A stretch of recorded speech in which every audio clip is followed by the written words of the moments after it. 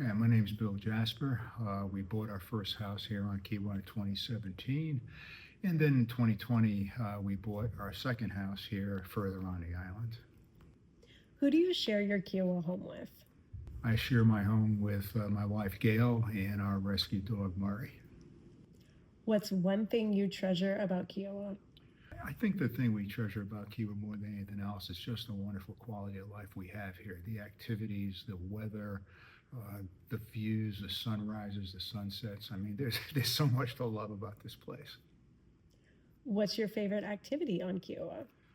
Primarily tennis, though I do play a little golf and do a lot of bike riding. I think tennis would be my favorite activity. Name two or three ways you're involved in the Kiowa community. Well, my wife Gail and I are both involved in the Kiwa Conservancy. We're also very involved in the Charleston Animal Society, which is one of our favorite charities. And I also get involved in a Monday, Wednesday, Friday men's tennis group at Roy Barth. What industry or industries have you worked in?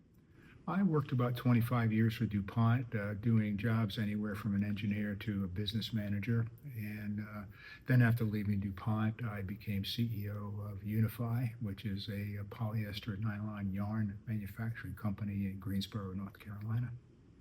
What are one or two of your strongest leadership attributes? I think my strongest attribute is my willingness to involve everybody in the organization. It's always been clear to me that people who really know what's going on the plant floor, let's say, are the people actually working there. What's something you've experienced from living on Kiowa that you think will shape your board service?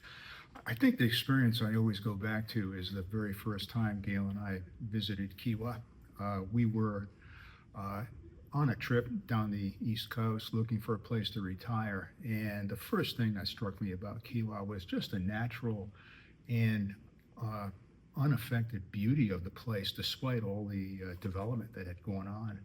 I think if you add to that the activities and the amenities that are available here, the quality of life here is better than any other place we looked at. So I think maintaining and improving that quality of life is going to be the main objective that guides my board service. Which existing KICA committee or task force would you pick to lead, and what would you hope to accomplish in the next year? The governance committee. I think the governance committee has a lot of very important work to do in the next few years. I mean, that work includes defining and formalizing the rules, regulations, and formation of the ARB in KICA. I think another important thing is better defining the transparency, communications, and accountability of the board, and that includes appropriate use of executive sessions. And finally, I think the development of amendments to both the bylaws and the covenants to better define KICA's accountability for the governance of both personal and common properties. I think this work's very, very important for an HOA to do its job. And I'd love to use my energy experience and ability to get things done to get some of that work completed. What is another topic or issue you'd like to see the KICA board focus on, and how can you contribute? Well, I feel the KICA board is focusing on all the important issues right now. One thing I'd like to assure is that KICA is the voice of the over 10,000 resident members we have here in the deliberations and negotiations around the issues they're dealing with. Some of these issues are the new gate policy, the ARB transfer to KICA, the ADA rules and regulations that are being considered, and the overlay zoning districts. Now, I do recognize that the town, the partners, the resort have a stake in a lot of these issues, and I think it's going to be very important that we formally and collaboratively negotiate with those stakeholders if we want to have an effective and ongoing policy. That said, I still think KICA needs to be the voice of the members. Long term, ultimately, it's the residents who are going to have the most financial stake here on the island.